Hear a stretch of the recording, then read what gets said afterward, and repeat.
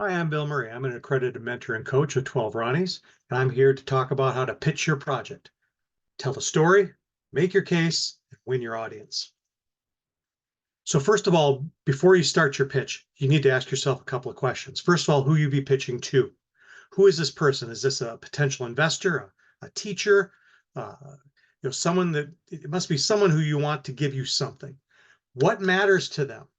What will you need to include in your pitch to get their attention and why? And then what do you want them to do as a result of hearing your pitch? There must be some sort of thing you want to hear next. If it's a teacher, maybe you want to get a good grade, or you want the teacher to give you permission to work on the project more. If it's an investor, you may want them to give you money or time or something of value that allows you to move forward. Most importantly, though, consider these before you craft your pitch. 5 slides will do it. I know a lot of people like to make a lot of slides, but a lot of slides means a lot of confusion. Get it down to 5 slides. Even in the first one, in being your title, there isn't much there. So really, it's about 4 slides. So the title, first slide, just have it the most important talking point of your work. And I'm going to take you through an example in just a minute.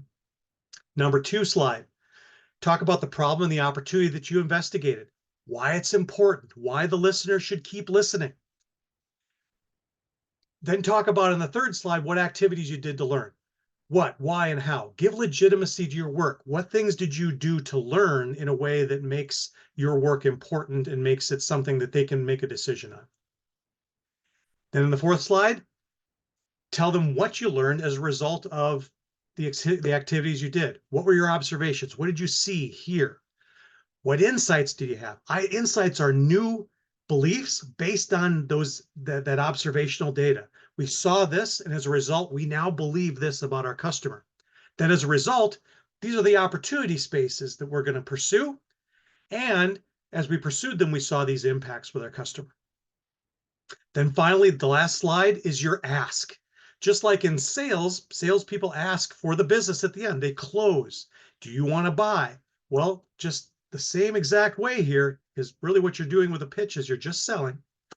You're going to make an ask. That's a logical recommendation for or resources that you're going to acquire for that next step that makes sense to achieve that emotional outcome that you pitch to them that you could get if you're allowed to bring your value proposition to your customer. So then at the very end of that, make sure there's time for questions and answers. And it's great if your listeners have questions, because that means that they're invested. So write your pitch in a way that it gets people thinking and gets them asking questions, because when they ask questions, it means they're investing. And that's what you want in a pitch. Things to remember: bored and uninterested audiences aren't provoked to action. You want to make emotional connections with solid evidence to compel people to act, to make them want to act emotionally for your emotional idea. Another saying to remember: people plus profit equals action. Profit is relative, doesn't necessarily have to be money, it just has to be some sort of impact. So understand, putting people together, solving a problem that actually has an impact, that's the thing that gets people going. You want in the mind of your listener at the end of your pitch to be saying one of these 2 things. Either something must be done about this problem and I want to help this team to do it, or investing in this team to solve this problem would be a smart investment of my resources. So let's start getting into it here a little bit more closely. Tell me a story, please. Put a name and a face on whose life will be improved from your work, from the thing it is you're trying to do. Tell me a story about people whose lives are worse off now, but will be better by receiving your value proposition as a result of your work. And use pictures to reinforce your story. I put this picture here on this slide, not just to take up space, but because it's a powerful picture that tells a story without me even having to say anything. I mean, look at the picture. You've got a hunter with a bow and arrow, and they're chasing these animals. I mean, it's telling a story. And this is thousands of years old before we even had written words. And yet this can still tell a great story. Remember that for your pitch. Less is more. Show me, don't tell me if you can. Now, it's important to understand your audience is likely not a beneficiary, a direct beneficiary or a customer of your value proposition. So you need to show how an unfamiliar someone to that listener, you're going to need to show them how that life is going to improve with your work in a way that they understand and that they actually empathize with. So emotions drive action first before facts and figures. Remember that. Talk about the emotions involved and then talk about the facts and figures. I mean, I'll give you an example. Did you ever buy a ticket to a movie that was about numbers and statistics? I know I haven't. I buy tickets to movies that tell an amazing story that's emotional. Be very intentional about splitting your story into emotional and logical elements. That's the qualitative and the quantitative. Talk about an emotional issue and then talk about the numbers that back it up. That way, in the mind of your listener, they can say, yeah, that makes sense, because they're getting both sides of it. And then the most important thing here is to do it all in about 7 minutes. And I know that sounds fast, but less is more. So let's go through a sample presentation. This will be a lot less than 7 minutes because I've only got about 4 left to finish my presentation.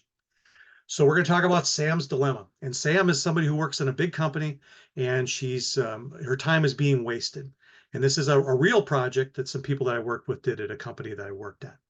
Now, it's really important here in yellow. It's a common practice for people to know how to do a good pitch, and it's a really good practice. Inform your audience of what your ask is going to be at the beginning, right here on the first slide.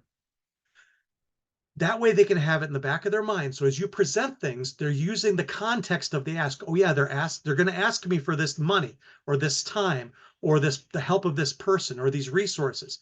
So they'll then be evaluating all the things that you talk about up against that ask, so that at the end, they should be in a good position to say yes or no. And then at the end, we're going to remind them of the ask again, and that'll help them put a bow on it, but this will help them do it from the beginning. They want to have make sure they have the back of their mind as you tell your story. Like I said, we'll repeat it on the last slide. It's okay to repeat things because that's what people remember, is the things that you repeat. And you're going to do this very quickly and with very few slides because people don't remember stuff very well. You're going to give them just the bare facts that they need to make a decision. So in Sam's dilemma, I'm going to introduce my team and tell them what I want. Hi, we're Team Brighter Tomorrow, and today we're going to ask for $5,000 in 8 weeks to help Sam be her best. Now, so the next slide is about the problem. Sam needs our help, the emotional stuff. We'll keep this on the left here to keep it here, and we're going to talk about the logical stuff on the right. Every morning, she has over 100 emails in her email box. They're about the same 3 things. She spends half her day doing this stuff. If she's lucky, she does interesting work after lunch. She doesn't feel like she's contributed to her team. Now, on the logical side here, this is where we would get statistics. Maybe we talk with the human resources department or with the managers of these people, and we talk about the larger business problem. We talk about morale and turnover and how that costs the company a lot of money. We can talk about errors that they might make because it's repetitive work and any opportunity costs, what they could be doing that would be a lot more valuable than running through these emails. Similarly, here we go. It's bigger than just Sam. What is it that we're going to do to learn about this? We know these things. There's 10 other people. There's high turnover, poor morale. We're going to, we talked to people. We pulled this data. We listened to these people. We investigated these areas. That's the logical stuff. So we're putting it together again.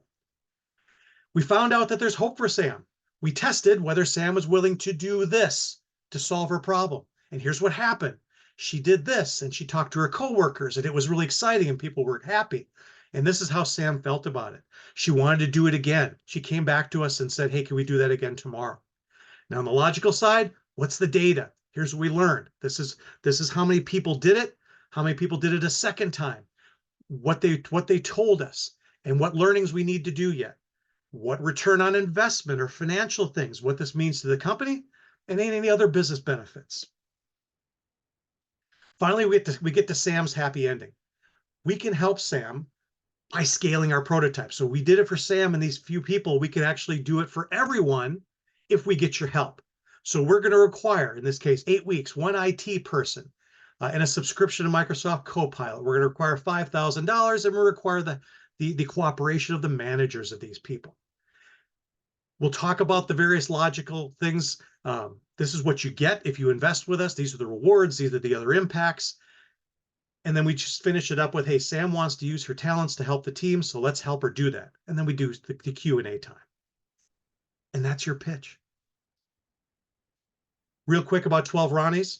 12 Ronnies is an incubator accelerator based out of London, but it's for anyone on Earth. For anyone who has an idea and they want to explore it, we've got some great free tools for you to use.